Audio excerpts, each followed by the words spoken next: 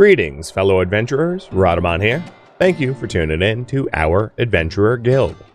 Episode 4, The Missing Son and His Fate. So here's a new week. We have fresh supplies and fresh adventurers. So let's check out the adventurers, because I think that's going to be the most important.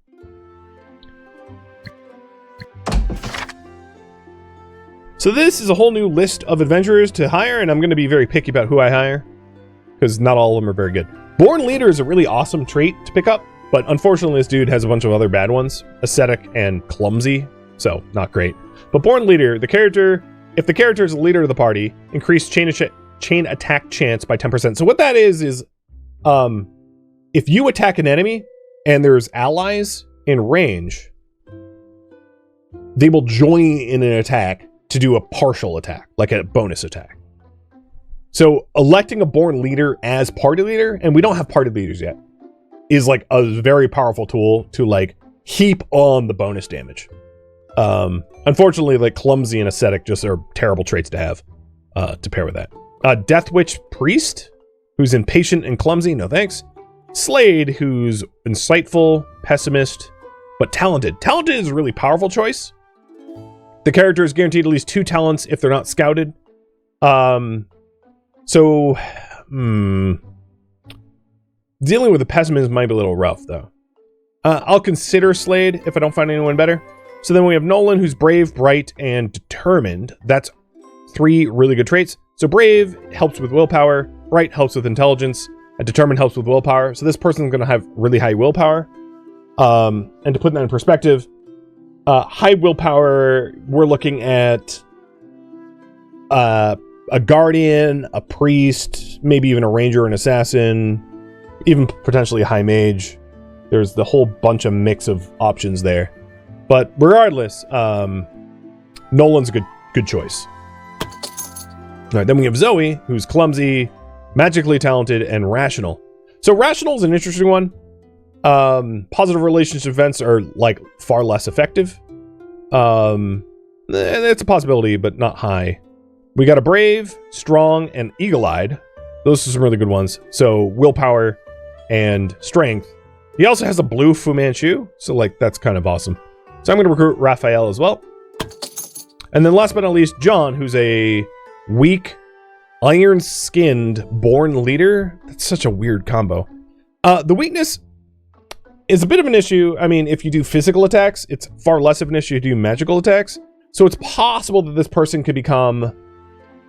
So in an ideal situation, just to back up a little bit, your leader, the reason why in the guide here, if you look under nominating a leader, I say members with ranged attacks and or high willpower make for the best leaders.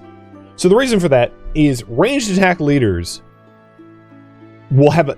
Leaders have a higher chance to chain attacks. And if you're ranged, more enemies are going to be in range for chain attacks. So if you're a melee leader, you can only chain attack things that you're immediately adjacent to. If you're a bard leader, bards use bows in this game. Everything's going to be within range, right? You're a bard, like with a bow. So you're going to have a lot more people in range. So the reason why I say that the leaders are best high willpower is bravery and ranged attacks for the chain attacks. So someone like John wouldn't necessarily be a really good leader because they're probably not going to be a very capable like ranger or bard given their physical weakness, because strength determines your physical attacks. But there's a potential. So I think in this case, I'm going to pass on him because he just has strength disadvantages. But with that said, we did pick up 2 new people. So we picked up Nolan, who's brave, bright, and determined. And then we picked up Raphael, who's brave, strong, and eagle-eyed. And as long as we're choosy, we will continue to grow our roster with just the most talented. And that's the hope. So let's go ahead and raffle off the 2 new guys. And I'm just going to keep it at that. We'll keep a roster the way it is now. And the raffle timer's up, and I'm going to start writing up their bios now. So Nolan. And this will just take me a second.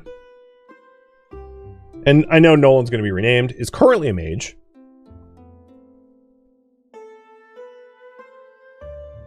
Has no class goal.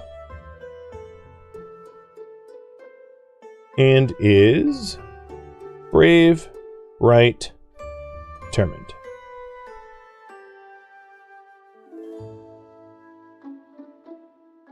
So the reason why I mentioned your leaders should also have high willpower or be something like brave is leaders can rally the party to gain bravery, but they can't do it for themselves. So having a leader with a naturally high bravery value is also really helpful because they won't break as quickly because they can help others, but they, like I said, they can't help themselves. And then we have Raphael. I know he's going to be renamed as well, but let's put him down. So currently he's a defender, but that might change.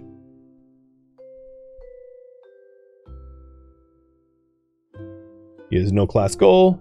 He is brave, strong, eagle-eyed.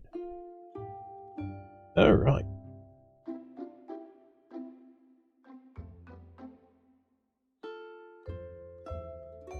So, taking a look at the roster. There they are at the bottom, ready to be assigned to you all. And, Stash, thank you for the raid. How's it going so far? So far so good. I haven't gotten anyone killed, so, you know, that's, like, what I'm aiming for, I suppose. How have you been enjoying hawking your potions in Potion Tycoon? And cheers, by the way.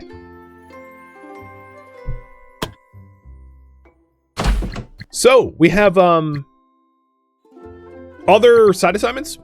This one is a powerful one. It's time off. It takes 4 days, but they'll have a much higher mood improvement at the end of the 4 days.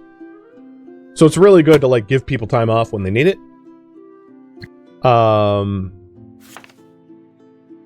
And then gathering resources near the fortress will give us, like, wood, ore, and alchemical ingredients, which might not be a bad thing for our 2 remaining people to do, because everyone else is on assignment at the moment.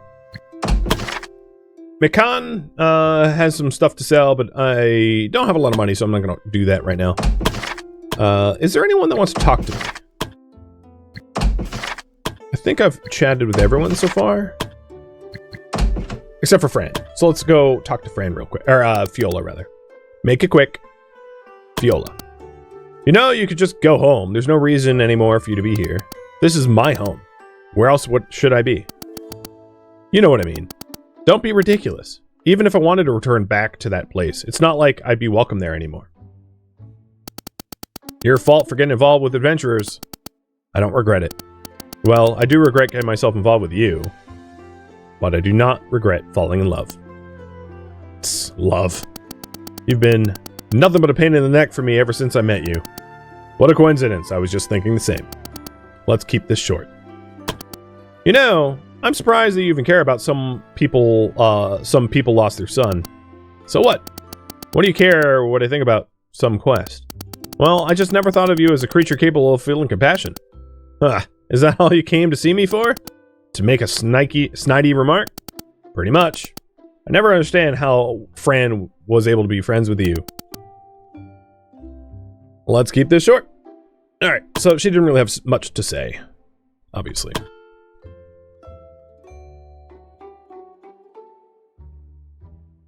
Alright, what else? So we have these 2 new guys. I think what I'm going to do is I'm going to assign them to gathering resources near the fortress. And end another day having, like, not actually gone anywhere. But we're going to get a lot of people back in the next 2 days.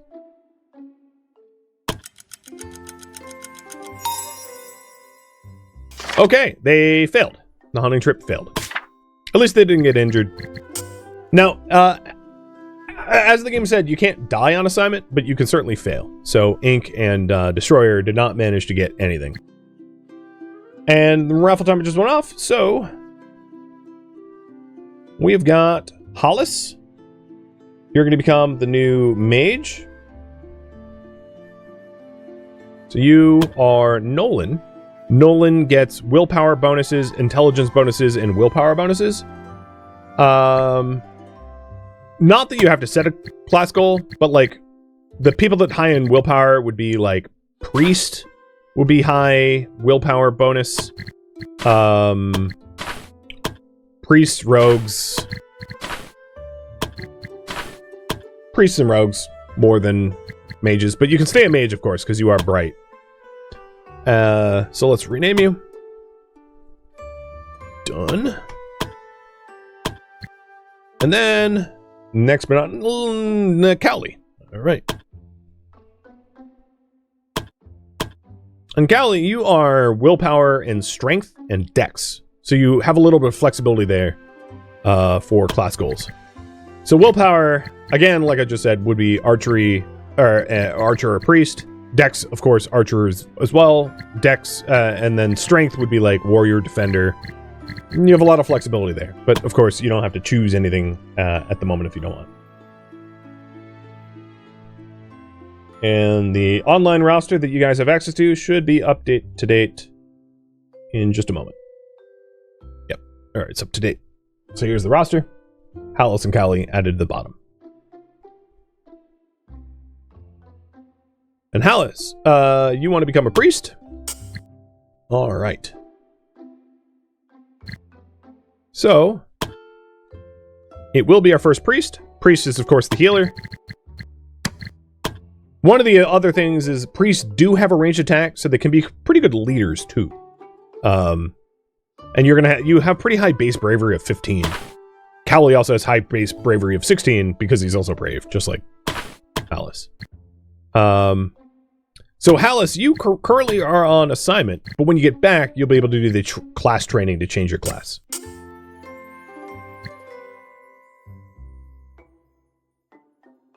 All right, we have another conversation. It's another trainer. Magica. I bet you know what kind of trainer she is. Interesting. Not quite my opinion. Not quite my opinion, but it does raise some questions. Hi. Hi. Are you one of the instructors here? Indeed I am. The mage instructor. Now that I answer your question, goodbye. Wait, do you want to know who I am? Not particularly, no. I'm the new guildmaster around here. We have a new guildmaster? Wait, you don't know that Fran passed away? Oh no, that I do know of. But I heard that the guild was not disbanding, and that was all I was interested in that matter. But I do admit that the new guildmaster, due to the current circumstances, doesn't make sense. I hope this does not affect my studies. Well, was there anything else you'd like to say, guildmaster? I guess not. Then I'll excuse myself. Good day, guildmaster. I don't even know anymore. Not a chatty one. So... Cowley, you want to be a warrior, advancing to knight. Got it. So change goal to warrior rather than defender. And you'll go through your class training soon as well.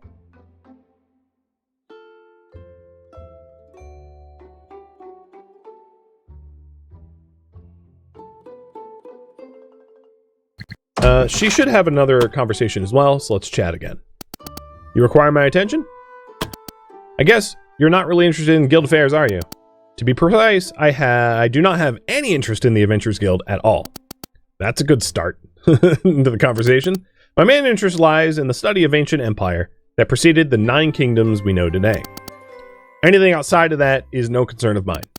Then how did you end up here? Are you asking out of curiosity, or is that just a misguided attempt at casual conversation? Just please answer the question. Very well then. It was about 5 years ago when I came upon an ancient artifact that was sold by a simple merchant.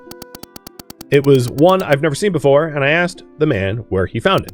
He told me that the Adventurers Guild had sold him the artifact, and so I traveled to the guild to see if they had any more. It would be an understatement to say that I was surprised when I saw dozens of artifacts the Adventurers Guild had just lying around in their storage room. Apparently, adventurers are quite inclined to find such artifacts during their quests. I guess they do. I also found several during my time as an adventurer. They're usually hard to sell. Most of the time, I threw them away. I probably shouldn't tell her that. It was then that I made an agreement with the Guildmaster at the time. While not as meaningful as my knowledge to the ancient empire, I am well versed in the practice of arcane arts. I offered to teach adventurers that knowledge. In exchange, I would be the one whom the guild could sell their artifacts to. An agreement I hope you intend to keep, Guildmaster. Indeed, I don't see anything wrong with that. Wonderful. With that, you also answered my only question for you. So you're saying you're not interested in anything else about me. It's refreshing to see the current Guildmaster is quite fast to grasp the situation. Is there more you need to discuss? The Ancient Empire. Why are you so interested in something that has been gone for so long? My initial fascination with the Empire was sparked by an educational lecture I had attended during my younger years at university. The subject matter was such enthralling nature that I found myself engaged in discussions with an possessing even a modicum of expertise in the area. It's remarkable how many mysterious surroundings surrounding the Empire continue to elude us today, despite leaving so many marks on the world. Even to this day, we still uncover remnants of ancient empire in areas that have been long reclaimed by the forces of nature. I guess I really never thought about that, where the ruins actually came from. Merely based on that, I can infer that our current infrastructure falls short to even reach half the scale of the ancient empire possessed. Ancient manuscripts reveal to us a society that has been thriving, an empire the size of which would dwarf any known kingdom today. And most astounding of all, it lasted more than 1,000 years before it finally collapsed. How did it collapse? That is one of the greatest mysteries scholars were never able to find out. Despite exhaustive researches, no conclusive evidence has ever been uncovered to shed light on the root cause of the empire's enigmatic disappearance. No sign of plagues, no sign of invading forces, no sign of natural disaster. For all we know, everything was fine until they weren't not.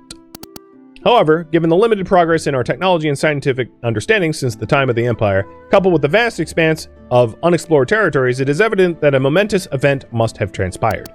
Something that resulted in a significant loss of life, leaving only a small group of survivors to undertake the arduous task of reconstruction.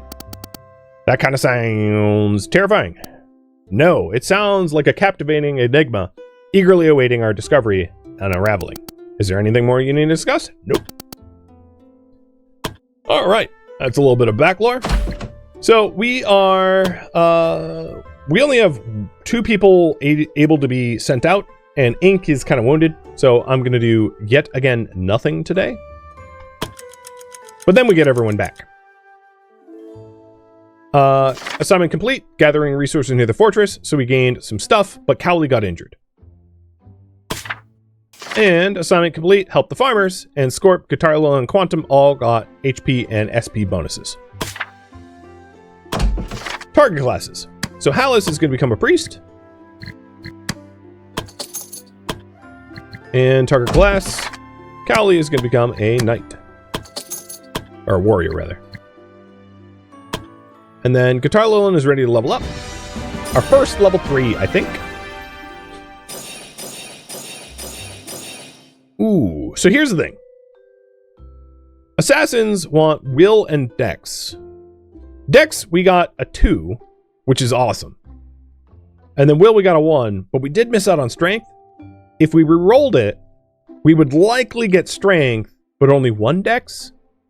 We need a dex of 12 and a will of 10 to become an assassin. I think it's probably worth keeping, even though we didn't get the strength bonus. All right, at this point we have 1, 2, 3, 4, 5 people back, and 3 of them are pretty happy having bought them a drink recently. So we're definitely able to like deploy out with at least 4 people. So we have the Flower of Eternity that I need to complete as a side objective, and to reach the Barely Known. I think what I want to do is I want to do the story quest of the Missing Son. The quest is short, but it is rather difficult. In order to do that ahead of time, I think what I'm going to do is spend the big money to heal everyone, because dead is dead, right? I'm not technically Iron Manning, but I don't intend to save scum. So I don't want to get people dead if I can help it. So let's do available quest, the Missing Son. And we'll send in Scorp, Quantum, Destroyer, and Ink, because Guitar Lilian's already level 3, so she is ahead of everyone else already, I suppose. Before I go deploying to this, I'm going to pick up a few more potions.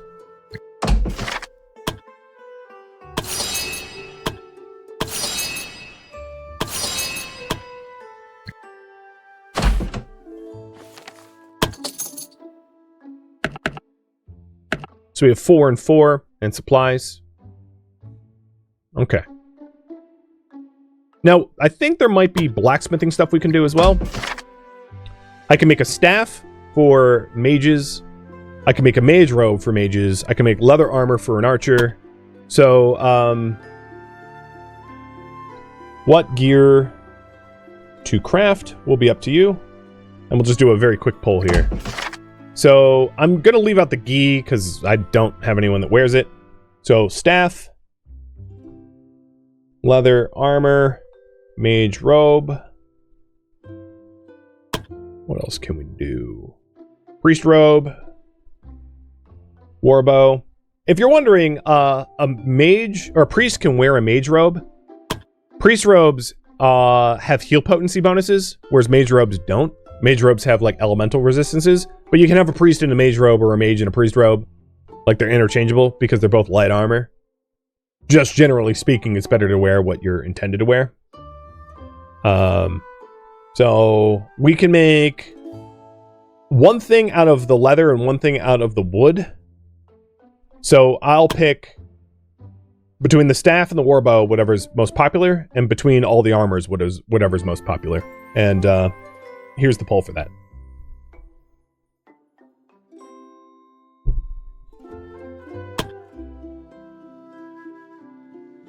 What is needed? The mage robes needed by all the mages. We have 3 mages. The priest robe is going to be eventually needed by Hallis because he's going to be a priest. The warbow is needed by Quantum, and the staff is used by priests and mages. So in terms of armor, it's heavy armor, light armor, light armor, light armor, medium armor, medium armor, sword and shield, two-hander, staff, daggers, bow. So it looks like we're going to do warbow at the very least. And then priest robes. And I'm going to give priest robes to Hallis, even though Hallis is not a priest yet. And then the warbow is obviously going to Quantum. So the difference there is accuracy up by 5, physical attack up by 2. And then the robe, the heal potency of is up by 20%. And then SP is down by 5. Hit points is up by 15%. One of the nice things about high hit point is like you really don't want your priest going down because like if they die, you're very screwed. So that's pretty handy. So there we go. We've done some blacksmithing. So back to the quest.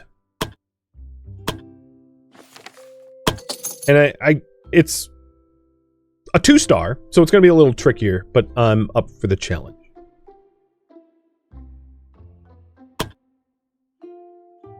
And yep, we only have one frontliner.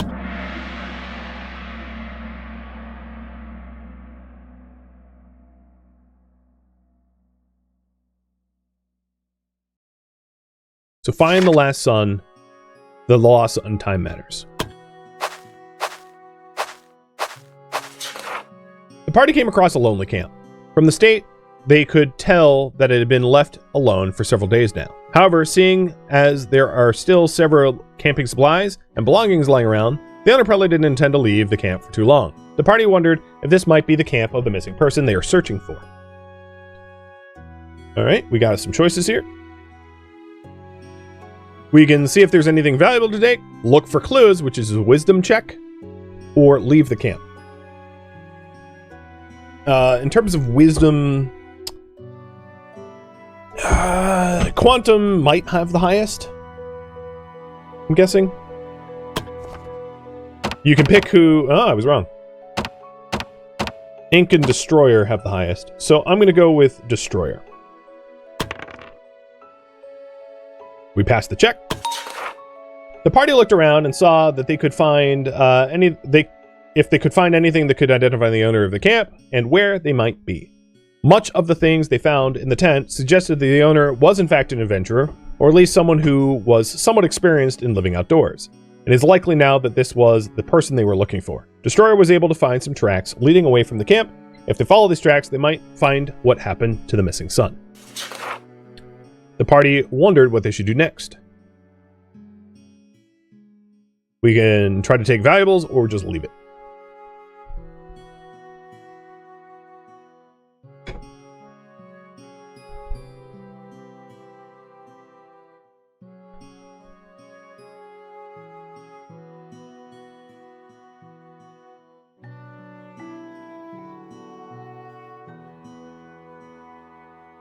All right. Party found several items they thought might be of use. Supplies and bandages.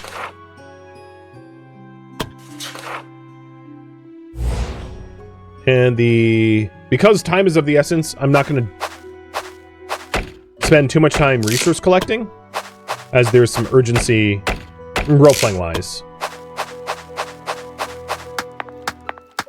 So I'm not going to go around the entire map doing everything.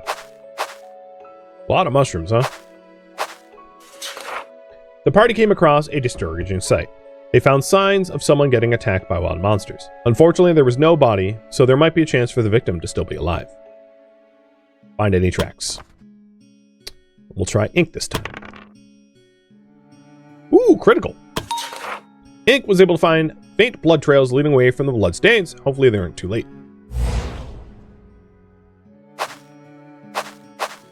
Juke Jew.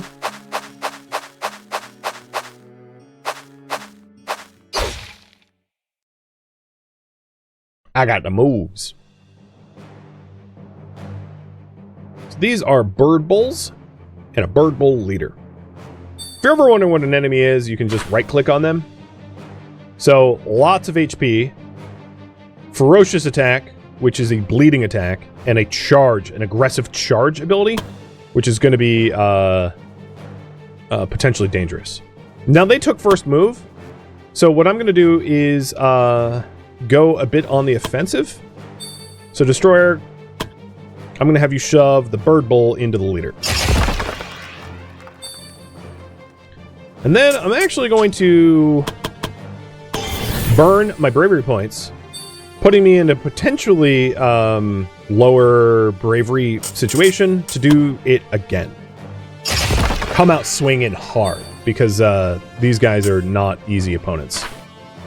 The leader has a lot more HP than the other two, but taking out the other two is going to be really important, I think. All right. Ink. From this position, I could do leader into the other bird bull. Burn bravery points again. And do the same thing.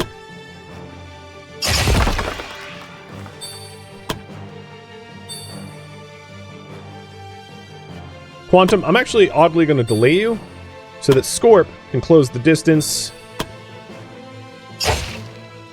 slaying that one. And then what I want to do is I'm going to taunt the leader because it has the highest damage potential. So I'm going to burn bravery for 2 action points and taunt the leader, so the leader doesn't go after the mages. And with me standing here, this other one can only go down this way because these are all terrain blockers. So it's unlikely that this bird bull will go all the way around to attack the mages. So if I fill the gap here with Quantum, this other one can only attack Quantum, and he's in better armor, obviously, than the 2 mages. As you can see here, Quantum can't quite make the gap, but I don't think this bird bull is going to make it all the way to Ink in one turn, because that's a big distance. So what I'm going to do is maybe an aim shot at the leader. So that's a 95. Yeah, I'll do an aim shot. It's more damage. Nice. And I'm not going to do a Beyond Limit because there's not a chance for me to kill this thing in one turn. God, all this green is making my face crazy. Okay, Destroyer is taking first turn. And what I'm going to do here is have them scoot up this way. And then, oh, no. Go here. No, that's bad too. I'll go here. It's also important to note that there's interactables. So this berry bush will restore 30% HP if consumed, but it takes an action point to consume it, so it's not for free. And let's push this one back into its buddy. Oh, and a chain attack! So in this case, Ink joined in the fight.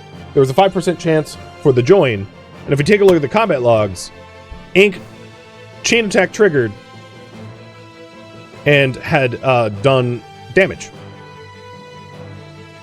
Took 5 extra damage as a result of the chain attack. So there was a coordination there, which is good to see. So here's the leader. Doing a... Ooh, we resisted bleed.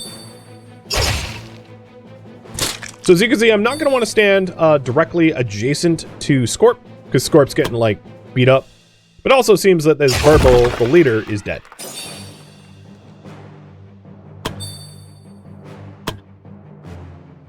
So there's a 5% chance to chain. I think I'm just going to do standard shot.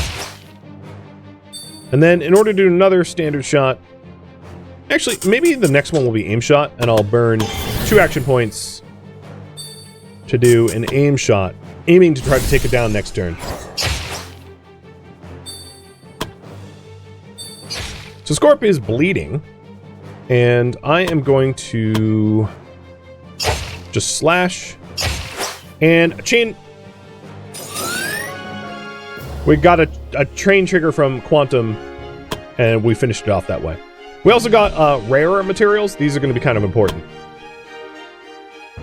The status effects of bleed are going to disappear after combat, so Scorp is no longer bleeding. But I will use a healing potion to recover the lost HP.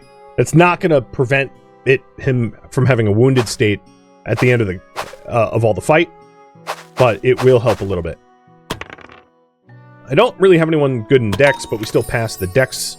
And we got a physical attack and mine resistance. So I'm actually going to give both Scorp. Mine resistance is like your ability to keep from being stunned.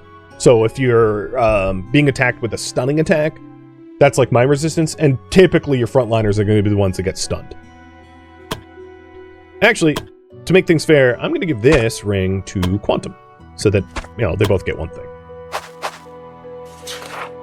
The party finally found the person they were looking for, matching the description they were given. "Who are you?" the young man asked weakly, while holding his stomach. He was pale, and it looked like he had trouble just to sit upright. The party told him that they were adventurers from the Adventurers Guild, and that they were sent here to find him. He looked at his wounds, his face contorted in pain. "Am I gonna make it?" It was clear that the young man was not going to last if his wounds were left untreated for much longer. Obviously, I'm not going to pull for this. Use a potion to heal him. Fortunately, they had a healing potion to stabilize the young man's condition. After he drank the potion, his breathing became more stable, and color finally returned to his face. He was still too weak on his own, but the party decided to carry him. "I thought I was going to die there," the young man said, close to tears. Thank you so very much." And we obviously used a potion. And that's it. Now, as a result of this, we get the Parents' Love Trinket, which gives you the ability to resist death by 30%. Money and experience. We also picked up some valuables. We didn't actually camp, so those are being partially refunded. And we did get some rare materials. Purple Heart, Monster Blood, and Tough Hides. Everyone leveled up, because that was a big XP quest. It was a tier 2, or a difficulty 2 quest, so it was more XP than the tier 1s, or difficulty 1s.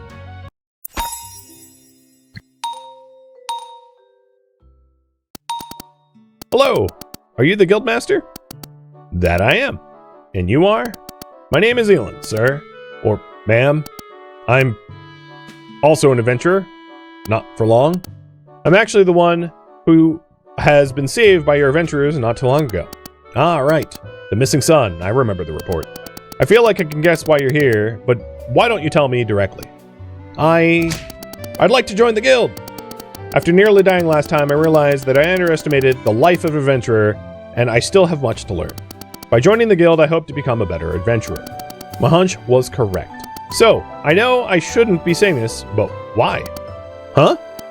Most adventurers don't have much of a choice, and they end up as adventurers, but I don't think that's the same with you. You have a family you can return to. I would be returning to a life as a farmer. You could still die an ugly death, like the one you just narrowly escaped.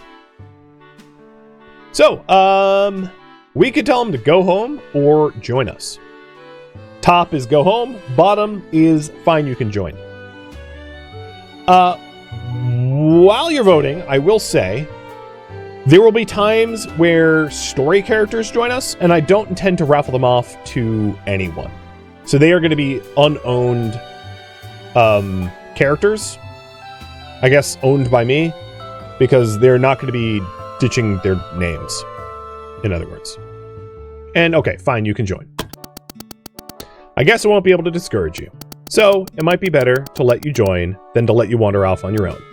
Does that mean, yeah, you're in, kid? Thank you, Guildmaster. You won't regret it. Just try to stay alive, okay? Rad. Viola. As unbelievable as it might seem, the guild seems to have improved their reputation a bit since you've taken over. Now that we have the necessary funds, there will be a need to invest those funds into improving the guild. Sound reasonable, and therefore slightly uncharacteristic of you. Did you have something specific in mind? I'll send you the draft. I think some of the others also had their own ideas. So these are proposals. The people around you all have their own ideas on how you can improve the guild. It's your decision which of these ideas you want to implement and in what order. To start working on a proposal, you just have to click the proposal button. Many of the proposals require you to spend time or gold or even both. Certain proposals will also only be available to you when you reach high reputation. So that's up there. So now we are barely known. We increased our renown. And as a result of being barely known, we have proposals. Better rooms. Better rooms will give a permanent mood bonus to the adventurers that we have. Basic training will allow you to train up adventurers in the training ground. So like if you have a level 1 adventurer, you can train them to become level 2 without having to go into combat. Party size. The other thing is the time. So to implement better rooms, it would take like 2 days, or training would take 2 days. Party size doesn't take time, just money. And party size allows you to bring a 5th person on a quest. Probably the most powerful of the options. Traveler's backpacks increase the inventory size from 20 to 25. And basic resource delivery allows Mia Khan to bring like leather and wood and ore for sale. Of course, I don't have money, so it's all kind of moot at the moment. Alright, so Hollis became a priest. And Cowley became a warrior. The problem is, Cowley, you don't even have weapons, do you? Oh, actually, there you go. Now you do. And I'll give you the Death Wish resist for funsies. And then Hallis, because he was a mage, still kept his apprentice staff, so that it hasn't changed at all. And then Elin, let's take a look at you so I can write up your roster. So you're kind and talented. Got it. So kind is wisdom growth, and heal and BP effects are stronger, so he's easier to like mend and encourage. And then, or rather, he does better mending and encouraging. And then talented is he's just good at kind of everything. He's well-rounded, so he'll have like good potential growth for a bit of everything. And in this case, because you know he's a story character, I'm going to maybe also set him as a priest. So I'm going to have him change classes now. So priests are a high whiz class, and he has 2 things that make him better at whiz. Okay, that sounds weird. But, yeah. He obviously didn't cut it as a warrior or a defender, you know, seeing that he was on death's door. So we'll make him a priest. It'd be funny if I, like, made him a farmer. It's like, okay, welcome to the guild. You're gonna help our alchemists grow herbs. Have fun. All right, so there's 2 required talks here. There's one here and one there. So let's do the one with Tavi first, because we know Tavi at least. And then we got attacked. They just started to kill everybody. We tried to run away. I ran with all my might. I heard my family screaming, but I was too afraid to look back. And when I finally stopped, I was the only one left. Oh gods, they're all dead. Could you bring her to one of the guest rooms? I think she needs some rest and some time to grieve. Of course. Did something happen? Oh, Guildmaster, you saw that, didn't you? Some adventurers found the poor girl completely battered and bruised outside the guild, lying half dead on the ground. She told us that she is the daughter of a merchant and that she and her family were part of a caravan that tragically got attacked by bandits. She managed to flee, but the rest of her family was not so lucky. That is quite tragic. Lately, we get more and more stories about bandits attacking people. It's like there are no safe roads anymore. Even more disturbing is the fact that they also started abducting people. The strange thing is that they never asked for ransom, and nobody knows what happened to them. That's rather worrisome. I wonder if this is going to have an impact on us. I hate to ask, but what do we do about the girl from before? I don't think she has anywhere else to go now. I'll talk with Eden later. Maybe the Church of Ganenta will take her in and take care of her. Thank you, Guildmaster. I hope life will treat her kinder from now on. Let's hope so.